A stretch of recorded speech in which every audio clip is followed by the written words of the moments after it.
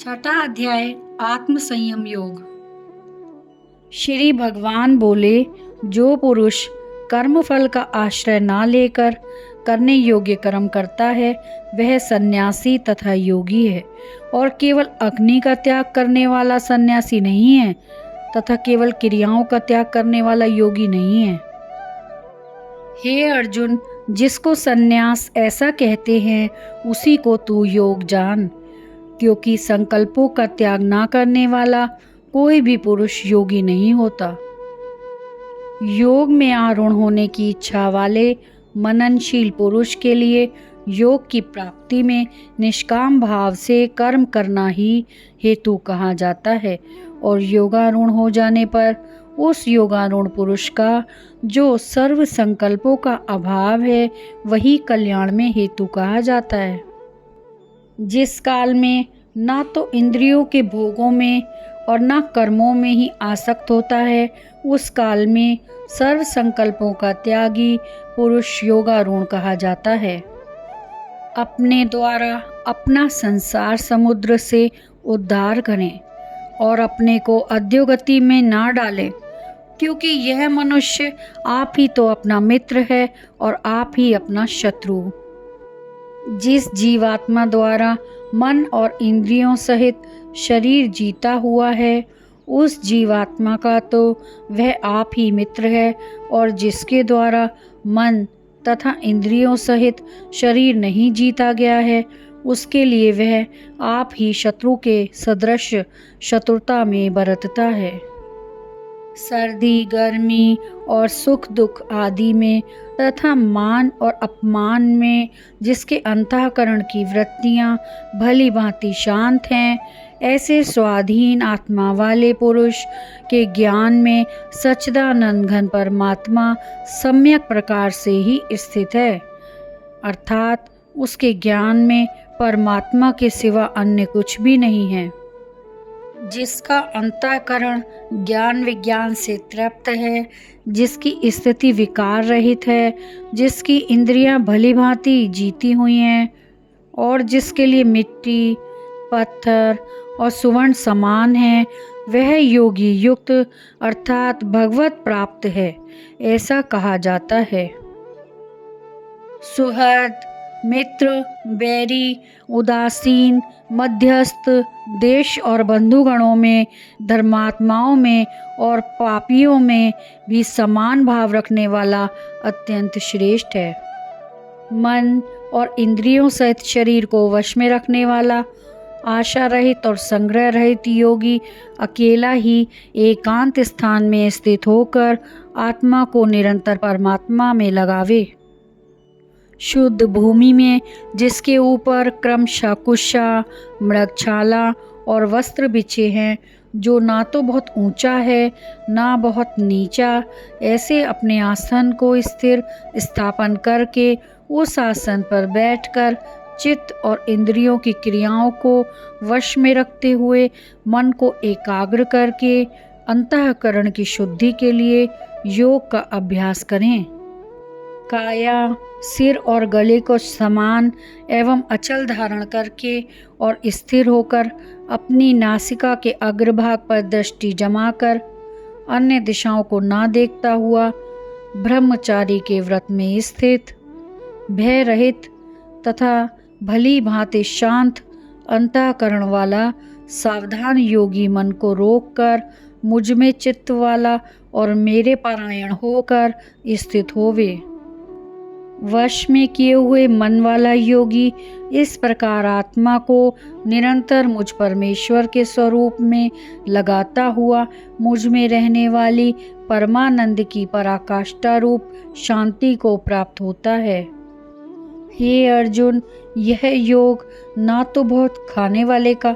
ना बिल्कुल ना खाने वाले का, ना बहुत शयन करने के स्वभाव वाले का, और ना सदा ही जागने वाले का ही सिद्ध होता है। दुखों का नाश करने वाला योग तो यथा योग्य आहार विहार करने वालों का, कर्मों में यथा योग्य चेष्टा करने वाले का और यथा योग्य सोने तथा जागने वाले का ही सिद्ध होता है। अत्यंत वश में किया हुआ चित्त जिस काल में परमात्मा में ही भलीभांति स्थित हो जाता है, उस काल में संपूर्ण भोगों से स्पृहा रहित पुरुष योग युक्त है, ऐसा कहा जाता है। जिस प्रकार वायु रहित स्थान में स्थित दीपक चलायमान नहीं होता, वैसी ही उपमा परमात्मा के ध्यान में लगे हुए योगी के जीते हुए चित्त की कही गई है। योग के अभ्यास से निरुद्ध चित्त जिस अवस्था में उपराम हो जाता है और जिस अवस्था में परमात्मा के ध्यान से शुद्ध हुई सूक्ष्म बुद्धि द्वारा परमात्मा को साक्षात करता हुआ सच्चिदानंद घन परमात्मा में ही संतुष्ट रहता है, इंद्रियों से अतीत केवल शुद्ध हुई सूक्ष्म बुद्धि द्वारा ग्रहण करने योग्य जो अनंत आनंद है, उसको जिस अवस्था में अनुभव करता है और जिस अवस्था में स्थित यह योगी परमात्मा के स्वरूप से विचलित होता ही नहीं। परमात्मा की प्राप्ति रूप जिस लाभ को प्राप्त होकर उससे अधिक दूसरा कुछ भी लाभ नहीं मानता और परमात्मा प्राप्ति रूप जिस अवस्था में स्थित योगी बड़े भारी दुख से भी चलायमान नहीं होता, जो दुख रूप संसार के संयोग से रहित है तथा जिसका नाम योग है, उसको जानना चाहिए। वह योग न उकताए हुए अर्थात धैर्य और उत्साह युक्त चित्त से निश्चय पूर्वक करना कर्तव्य है।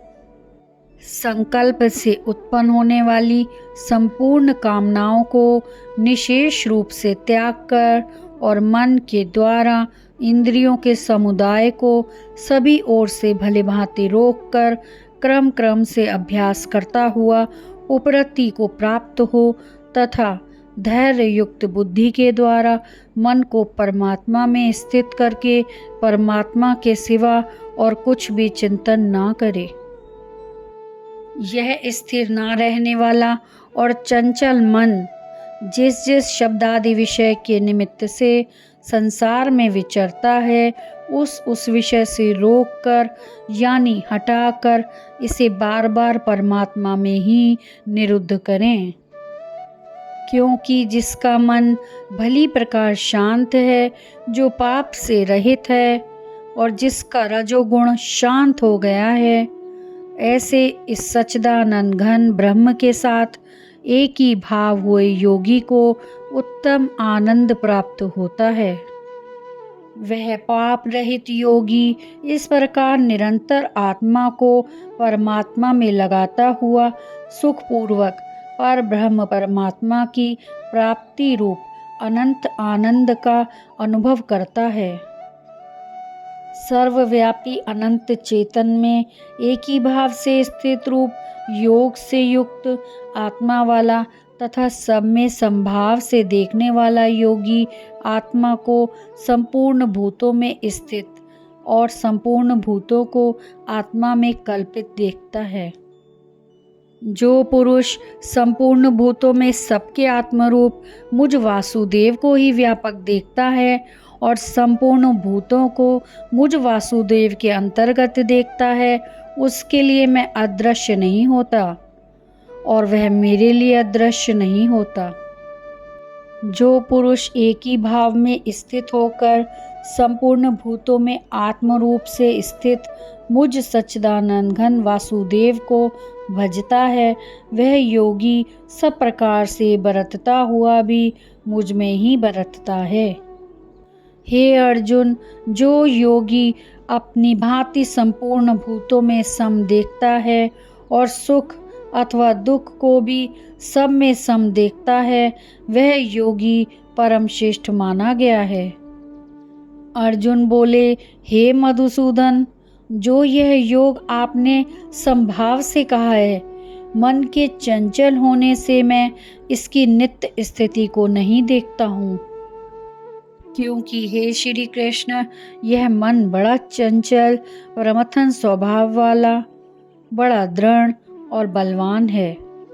इसलिए उसका वश में करना मैं वायु को रोकने की भांति अत्यंत दुष्कर मानता हूँ।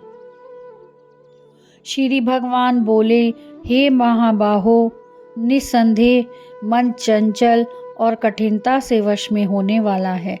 परंतु हे कुंती पुत्र अर्जुन, यह अभ्यास और वैराग्य से वश में होता है। जिसका मन वश में किया हुआ नहीं है, ऐसे पुरुष द्वारा योग दुष्प्राप्य है, और वश में किए हुए मन वाले प्रयत्नशील पुरुष द्वारा साधन से उसका प्राप्त होना सहज है। यह मेरा मत है। अर्जुन बोले, हे श्री कृष्ण, जो योग में श्रद्धा रखने वाला है किंतु संयमी नहीं है, इस कारण जिसका मन अंतकाल में योग से विचलित हो गया है, ऐसा साधक योग की सिद्धि को अर्थात भगवत साक्षात्कार को ना प्राप्त होकर किस गति को प्राप्त होता है। हे महाबाहो, क्या वह भगवत प्राप्ति के मार्ग में मोहित और आश्रय रहित पुरुष छिन्न भिन्न बादल की भांति दोनों ओर से भ्रष्ट होकर नष्ट तो नहीं हो जाता? हे श्री कृष्ण, मेरे इस संशय को संपूर्ण रूप से छेदन करने के लिए आप ही योग्य हैं, क्योंकि आपके सिवा दूसरा इस संशय का छेदन करने वाला मिलना संभव नहीं है। श्रीमान भगवान बोले, हे पार्थ,